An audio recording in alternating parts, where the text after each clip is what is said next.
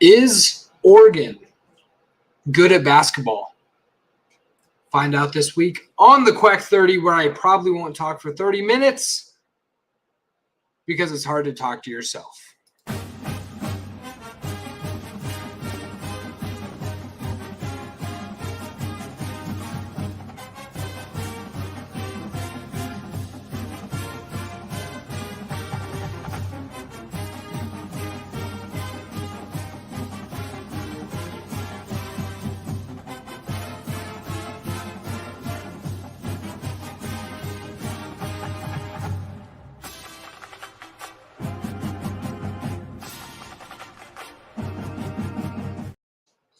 Hey, what's going on, everybody? This is the Quack 30, where I will go as long as I can in the off season and talk to myself. Starting out, let's talk some basketball.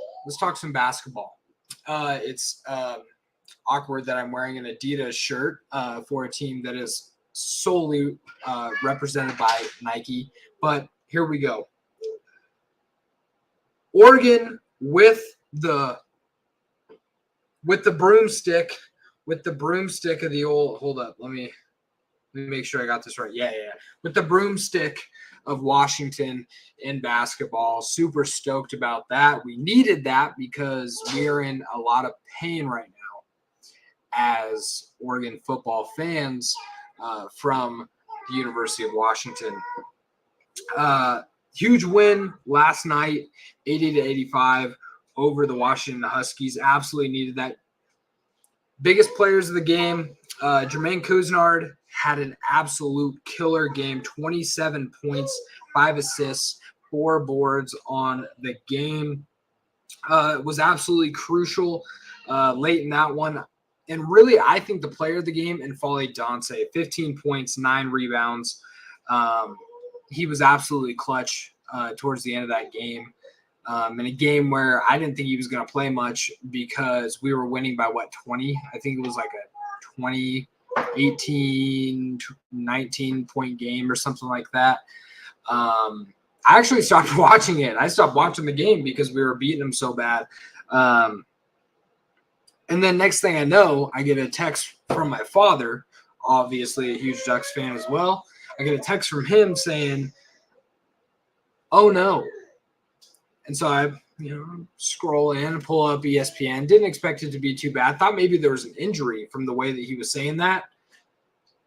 It was like a 4-point game. It ended up being like a 4-point game. Like, oh, man, I got to turn the game back on. So I turned it back on. It was stressful until the very end, but we got it done.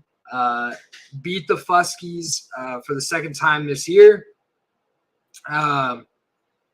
Next game coming up is going to be probably one of the most stressful games of the season. We play Washington State, who is currently ranked 3rd in the Pac-12.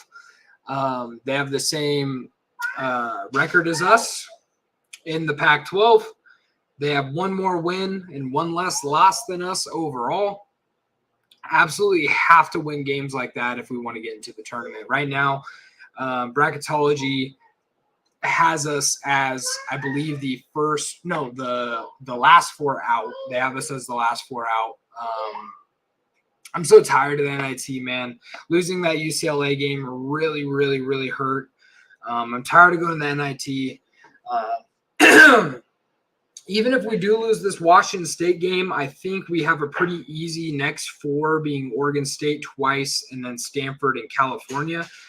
California actually just gave Arizona one hell of a game. I believe it went to 3 overtimes, and Arizona ended up pulling it out in the end. But I think we can win those next 4. That would put us at 20-8 if we say we lose to Washington State. 20-8. Tough one against Arizona. Say we lose that game, 20-9. We play Colorado at home. I have a lot more confidence playing at home against Colorado because for whatever reason, when we head to Colorado, we get blown out every single time. So glad we're playing them at home, but they're another tough competition. Those last 3 games are tough. Arizona, Colorado, Utah. Utah's a very good team. But I'm hoping we can pull 2 of those 3 out, finish the season, 22-9. 22-9 is respectable. That'll get us in the top 4 in the Pac-12, so that we can get a bye in the first round of the Pac-12 tournament. I'm 20-9. I don't know if that gets us in. I don't know if that gets us into the tournament, into the dance, but I think we're going to have to probably win one of those 2 big games, that Arizona and that Washington State game. We're going to have to win one of those for sure. And then obviously win the other games. 20-8,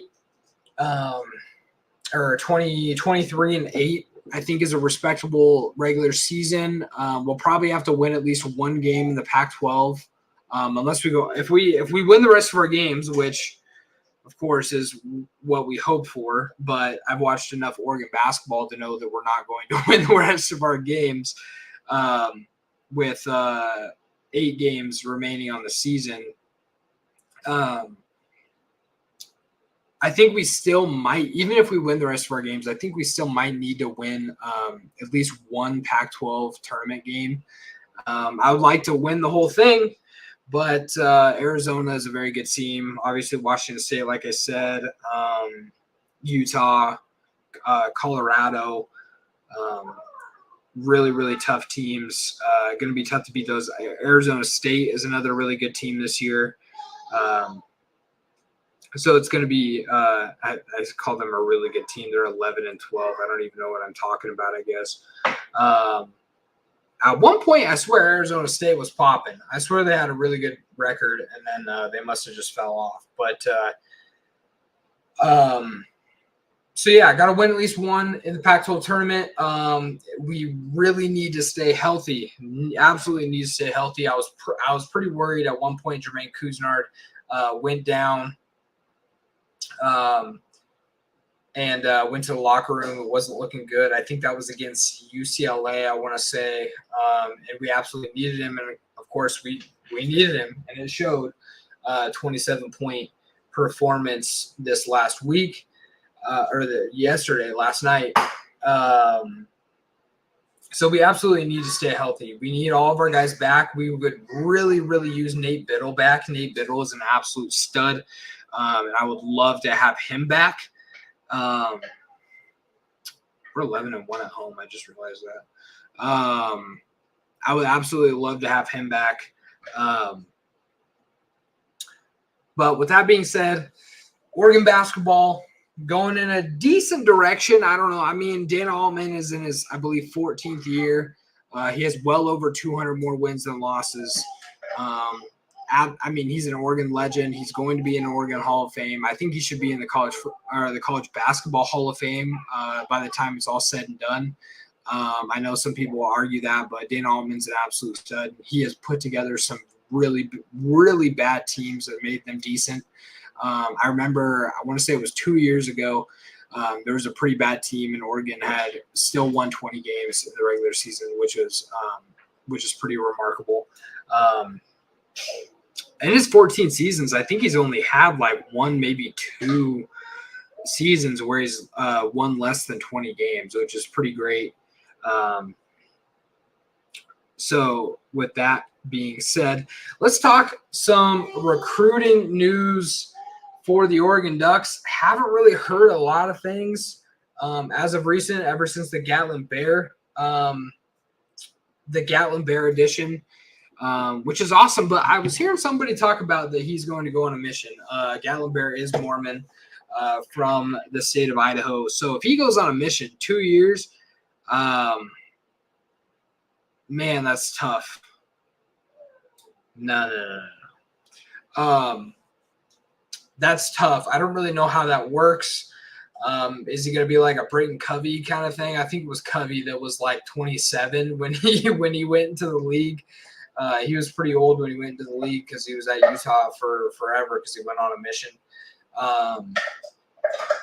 But I think Gatlin Bear is going to be a huge part to this team.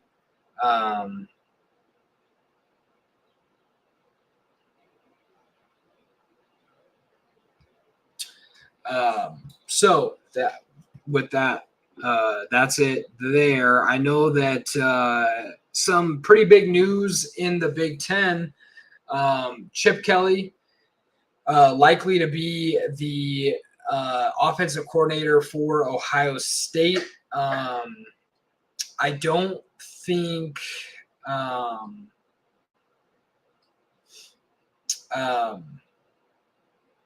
I don't think it's written yet. I don't think he signed anything yet, any sort of contracts or anything like that. So, but if he has, Ohio State got a great offensive coordinator. I know that a lot of people say that Chip Kelly isn't what he is anymore, but I think at OC, he's just got to think about the offense. I think he still has a very good offensive philosophy. Would have loved him as our offensive coordinator, but Will Stein is an absolute beast, and I'm glad to have him. I wanted to look at just our recruiting class in general because there's been a lot of talk about we're getting a lot of recruits. So we're up there, high up in the rankings. I think we're ranked number 3 in the country, if I am correct. Number 3 per 247. 22 4-star recruits. Now, people will talk,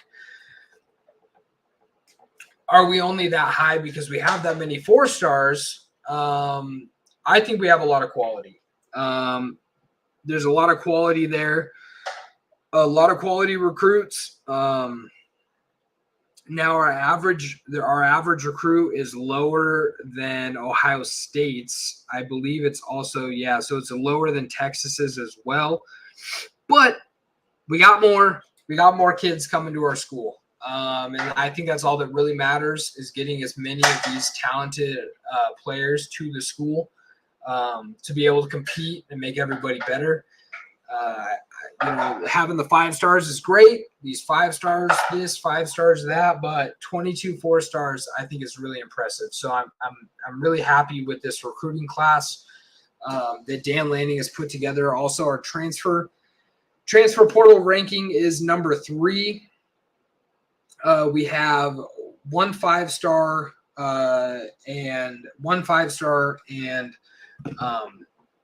4 4-stars in our recruiting class.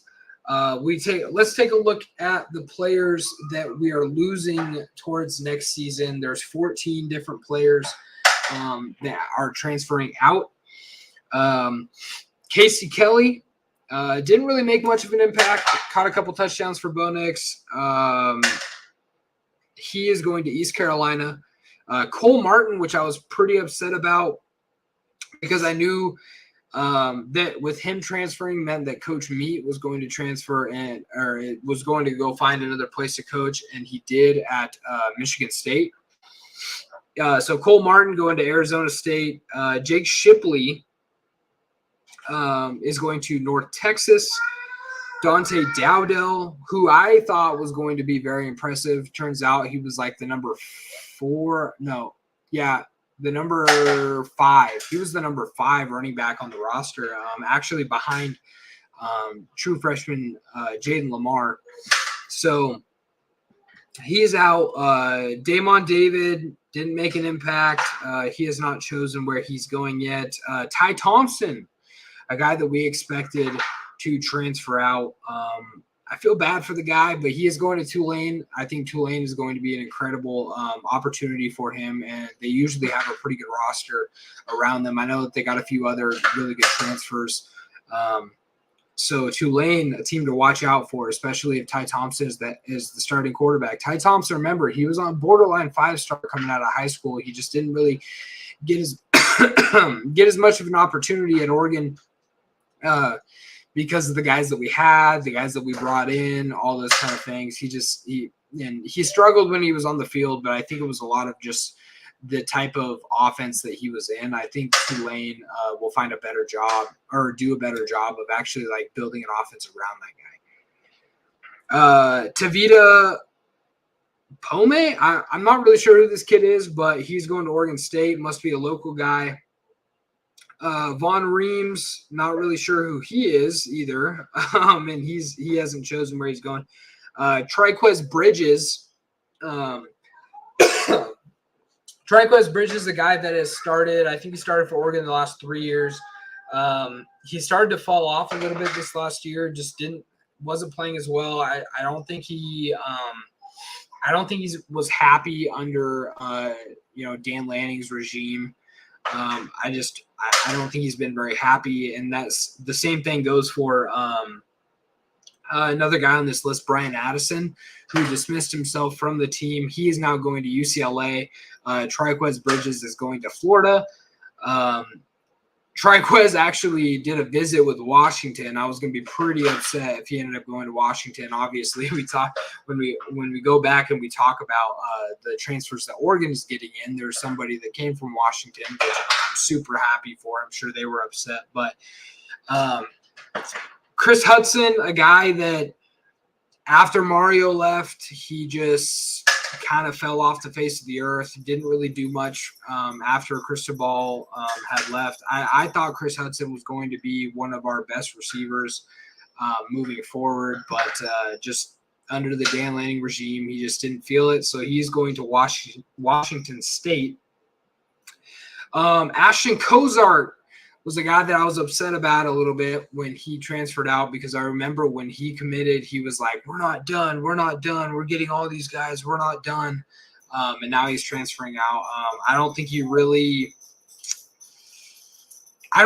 gave it a chance. And I think some of these kids don't really give it too much of a chance. And he's going back home though. So I kind of understand it to SMU. So I don't know. Josh Delgado, who hasn't chosen where he's going to go yet. Another guy, 4-star, that I thought was going to be super, super talented, just never really got the opportunity. Jaden Navarte, he is going to UNLV. He's another guy, actually, that I thought was going to be a very, very talented and a very and I'm sure he is talented, but I thought he was going to be a big part of this team. Just didn't end up being that way. So now we look back at the guys that we are bringing in, some absolute studs. Starting out with, let's start out the bottom here. Matthew Bedford. I don't know too much about him from Indiana. I know that he's a big dude. He's a really big dude. And I think he was like, I think Ohio State was one of the teams on his list. It was either Ohio State or Michigan. But he ended up choosing the Ducks. Atticus Sappington, which I think is pretty funny, a guy from Morgan State. We needed a kicker coming in with Camden Lewis, obviously, Oregon's all-time leading scorer, graduating. I want to save some of the better ones for last. Jamari Caldwell, another guy that I didn't really know too much about from Houston. He's an absolute monster.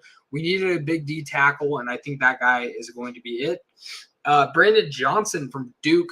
Heard a lot of good things about him as well. Duke had a very good defense this last year. Cam Alexander, corner from UTSA. Ryan, part of the show, of course, he's actually or at least he was running the Sidelines UTSA X page. And he said that Cam Alexander was their number 2 corner last year, and he was pretty good. So I'm glad to have him. One of the guys that I'm most excited for out of all these guys, Jay Harris.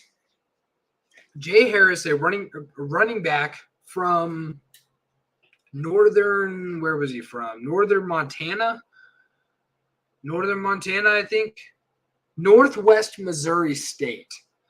He's from Montana, went to Northwest Missouri State, was an absolute stud there. He stands at 6'2", 215. He's a monster, Derrick Henry type looking dude, and he is fast. Super excited for Jay Harris. Now looking at some of the big boys that we brought in. Kobe Savage, one of the best safeties in the Big 12 last year. I believe he was the defensive back of the year in the Big 12 this last season, from Kansas State. He is an absolute beast. I'm super, super – he reminds me a lot of Evan Williams. Maybe a little bit more talented than Evan Williams, but I think he is right. I think he's right there. I think they're both right there in contention with each other. Kobe Savage is going to be awesome. Obviously, Dante Moore, I expected it from day one when he chose to go to UCLA. I knew it was for a bag. I knew he was getting a bag, and then he got thrown into the fire, struggled when he was in the fire, and now he's back at Oregon, where he belonged in the first place. What makes me happy about the Dante Moore situation is that Dan Lanning didn't give up on the kid after he chose somewhere else. He kept in contact with him. Allegedly, he kept in contact with him. And Dante Moore knew that Oregon was right there at all times if he needed a new place to be. With what's going on at UCLA, obviously they're going to the Big Ten, but now the coaching change, Chip Kelly gone, it's just the better move for Dante Moore. And he was the number one quarterback in the portal, and it's a good thing that he could finally find his way back. Save some of the big guys for last. Saving these big guys for last. So the guy that I was talking about earlier from Washington, Jabbar Muhammad, he kind of tore us up in the two times that we played against him. Jabbar Muhammad was so talented this last year for the national championship runners-up, the Washington Huskies. Super excited to have him back there because corner was one of those positions that I had a lot of question marks for. Obviously, bringing back Jaleel Florence, Dante Manning. I'm still not sold on Dante Manning. I think Jaleel Florence is really good, and I think he's going to be probably our number one corner or our number two corner this next coming season. But there was a lot of question marks, and bringing in 3 solid corners from the portal is exactly what we needed to do. Going to Dylan Gabriel, who is going to be our starting quarterback this next season. One of the best quarterbacks in college football the past 4 years. Coming from Oklahoma, he was really good at UCF, very good at Oklahoma, and I think we are going to turn this kid into a monster. I think Dylan Gabriel is going to be one of the best, if not the best, quarterbacks in college football next year. And I think he is a dark horse for the Heisman this next season. And then last but not least, our 5-star recruit, Evan Williams. He was a 5-star coming out of high school. He was the number 1 wide receiver coming in the portal. Evan Stewart. Stu, as we call him. Got Stu from Texas A&M. He was even good at Texas A&M this last year, but with whatever is happening at Texas A&M, he dipped out, and now he's an Oregon Duck. Somebody for another very good guy for Dylan Gabriel to throw the ball to. Getting to the end of this, with our recruiting class, I'm very happy about this recruiting class, and I think the Oregon Ducks are primed to be extremely good moving forward. And I absolutely cannot wait. Everybody, all Oregon fans, go watch the Oregon Ducks tomorrow night. Face off against the Washington State Cougars.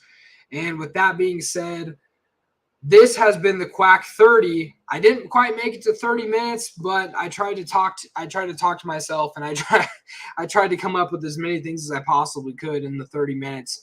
We're at 25. I'm not worried about it. But anyways, this has been the Quack 30, and I will see you all on Friday next week.